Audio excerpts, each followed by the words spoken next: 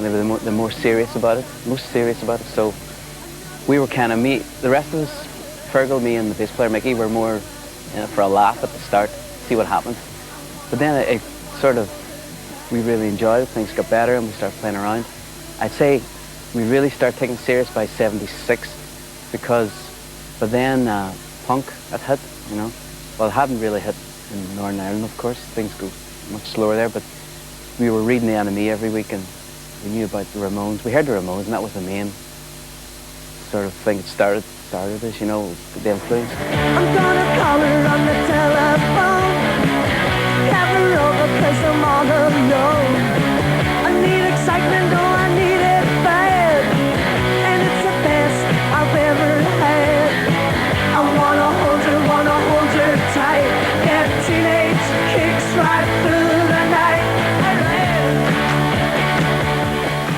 People always treated us as a laugh, really, especially in Derry, 'cause, well, it's a small town, you know, and because of this, you know, their idea of punk was safety pins, so you know, it was sort of the Sun mentality, you know, and we were considered like this joke band, really, because nobody took us serious because we weren't doing heavy metal covers or something. You know. The fact then we started writing our own songs as well was completely alien to most people over there.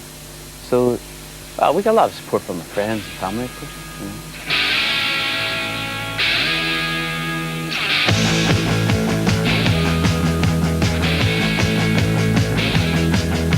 Now I've got a cousin called Kevin. He's sure to go to heaven. Always spotless, clean and neat, as smooth as you'll get him. He's got a fur-lined sheepskin jacket. My ma said they cost a packet. She won't even let me explain that me and Kevin were just not the same. Oh, my perfect cousin, what I like to do, he doesn't. He's his family's pride and joy, his mother's little golden boy. He's got a degree in economics, maths, physics, and bionics. He thinks that I'm a cabbage, 'cause I hate university challenge. Even at the age of 10, Smart for Kevin was a smart boy then. He always beat me at some booty, yo, 'cause he picked a kick and I didn't know. Oh, my perfect cousin, what I like to do, he doesn't. He's his family's pride and joy, his mother's little golden boy. One thing, we were never ambitious, Undertones, but our ambition was to write good songs. That was the crucial #1 thing. And the fact that we made a record, a bit of a miracle as well, because this is '78 now, by then we'd played a couple of years, we'd written these songs, we were getting nowhere, nothing was happening. So I guess making this record was for us to be our last testament, like, at least we got this far with this band from Derry, we write our own songs and we've made a record.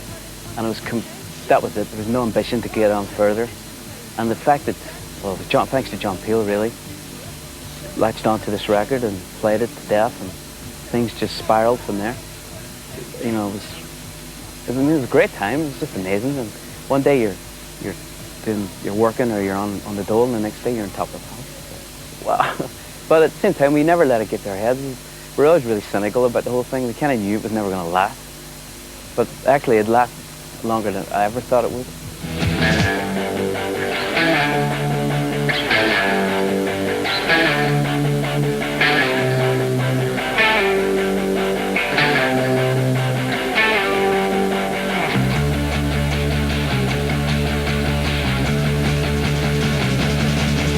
His mother brought him a synthesizer, got the human league into advisor.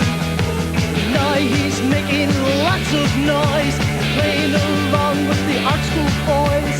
Girls try to attract his attention, but what a shame, it's in vain, total rejection. He will never be left on the shelf, 'cause Kevin, he's in love with himself. Oh, my perfect cousin, what I like to do, he doesn't. He's his family's pride and joy, his mother's little golden boy.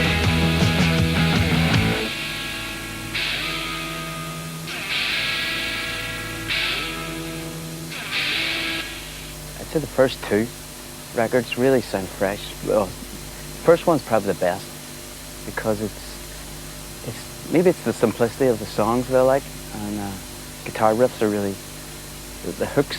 Some of the hooks are great. It's just that maybe that's why people. And to me, it's still a mystery why we appeal to so many. Why people really took us to their hearts, especially 15 years hence. Since people still say, Undertones. It's a very big nostalgic thing, but it's really nice. Nice legacy to have. It was natural we had to grow up. We couldn't really keep writing to these kicks forever. But of course that alienated a lot of the early fans. I think they were kind of turned off by Positive Touch, especially by the last LP, Son of Pride, which is even more, we try to be even more mature, inverted commas. And we put in a lot of keyboards and brass and adding, and there's still some great songs in that LP, but it's a bit of a mess as well. And the band by then we'd been going 5 years. I think we had enough of each other.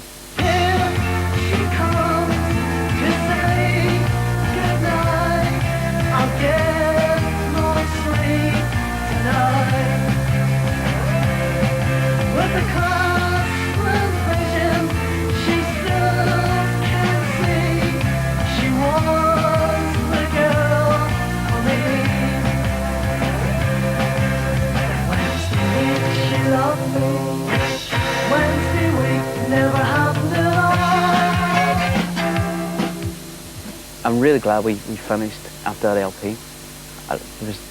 Because relations between certain members was just going downhill a little. And musically, I think that was it. We'd gone as far as we could. But obviously the main thing why we broke up was record sales were plummeting compared to the early days. And if you're not accepted, and at that time we really thought our records were getting better. I'm pretty sure we were writing better songs, but not being accepted is hard, and there's no motivation anymore. Enthusiasm had gone out. So it was good we ended, because a lot of bands could still continue on and just make worse records. And I think that probably would have happened if we'd stayed together. Where she goes, I won't see her again. She's gone to school with her best friend. She only does the things she likes to do. Now she wants something new. Wednesday week she loved me. Wednesday week never happened at all. We got offered hell of a lot of money to do 5 shows, and I said yes to that because I needed the money. Prime objective. And the other fact was it was only 5 concerts. That was enough. I didn't want to take it on from there like Madness have done or something, because that's too much. And I was surprised that my brother John said yes, because normally he'd be the one that would go, no way. But Fergal actually turned it down.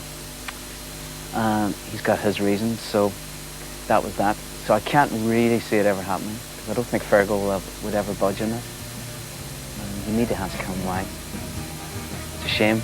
I would have enjoyed it because it would have been, I know I would have had a good time.